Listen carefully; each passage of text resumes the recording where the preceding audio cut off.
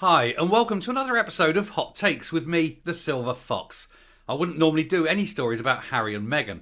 I think they're the world's most boring couple. But they're also massive hypocrites and liars. They constantly harp on about how awful their lives are, these lives of wealth, of luxury, and of privilege. Well, cry me a river, rich boy. They also go on about how the paparazzi has destroyed their privacy. This is the same press, of course, that they crave attention from on a daily basis. She must sit at breakfast circling all the places the press are likely to be that day and then drive around making sure she's photographed so that she can get seen every day. She's a narcissist. He constantly goes on about how the press destroyed his mother and yet is making deals with them left, right and centre because he's greedy for money. Well, these two obnoxious people have now been caught out for being complete liars. The Netflix documentary series, very controversial in its own right, has thrown up a couple of examples of why they cannot be trusted. We're going to take a look at those pictures and we're going to discuss in depth why else these people are just disgusting. Here goes. So this image is the image shown in the Netflix documentary to indicate the constant pressure they're under from the paparazzi and how they sort of, besieged by all these people who are constantly seeking photographs of them. However, it does bear a striking resemblance to this photograph. And of course, this one was taken at the Harry Potter premiere in 2011, some 6 years before he met Meghan Markle. So somebody is telling a lie. Then we have this one. This is Harry saying, get away. You've got to, I've got to protect my family. You're intruding too much. Bullshit. That picture was taken on the same day this picture was taken. He wasn't even with Meghan then. He was with Chelsea, who he should have married. And then, of course, there's this. It's the worst kind of acting. Honestly, it's no wonder she didn't make it in Hollywood.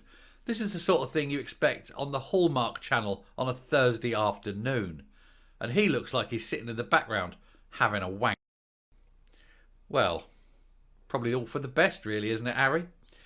Anyway, we'll stop with the pictures here, and I'll come up and we'll discuss one or two other awful things about these awful people.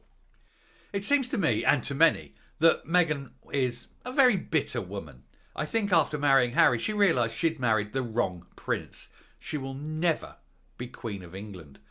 In her mind, she would have made Harry more popular and he would have been voted into being king.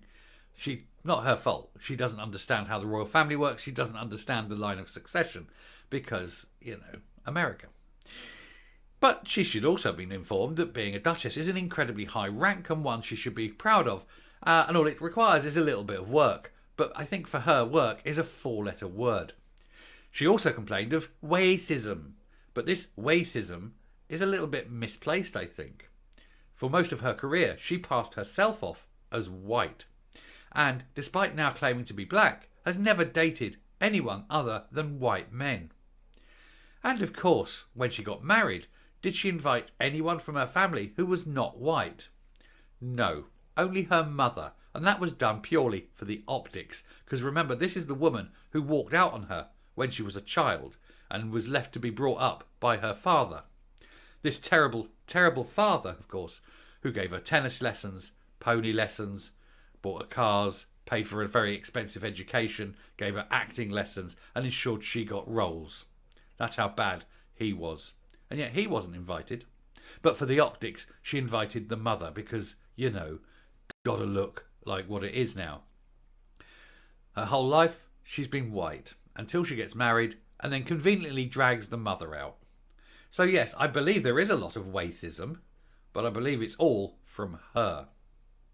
But now she's turning that. She wants the agenda to be focused on her. And so all the things that she's done wrong must be instantly wiped from history, Stalin-esque, erased from photographs and things like that. She is truly hypocritical and a liar. And it's not just me. Even in America now, people are starting to get sickened of them. They keep turning up. They're like that poor relative that hangs on at family do's all the time. Any excuse to come and get a free food, They're not in the club, If they were like William and Kate, they'd be in the club because William and Kate have got class. Merkel has got no class. She's a grasping, greedy woman, desperate for fame, desperate for attention. And it's all starting to come home to roost. Everyone's starting to see through the veneer, She is cashing the checks on his good name. Oh, look at me, I'm a duchess. Well, I think she may not be a duchess too much longer. Harry needs to dump her. Harry is done. You can see it in his eyes. His eyes are dead. He claims love. He claims, his family unit and all that. He's got to do that for the press because I think Harry has talked himself into a position now where there is no coming back. And if he attacks Camilla, I think Charles will probably remove their titles. That would be a shame, wouldn't it? Because without those titles, they'd have to rely on their own ingenuity and intelligence and ability. So they'll likely starve. Anyway, I shan't waste any more of my life on this subject. These two obnoxious people can basically fuck off and never be heard from again. It wouldn't bother me one iota. So thank you very much for listening. I hope you think as low an opinion of these two tossers as I do. But anyway, until next time, stay safe, stay well, look after yourself, and goodbye.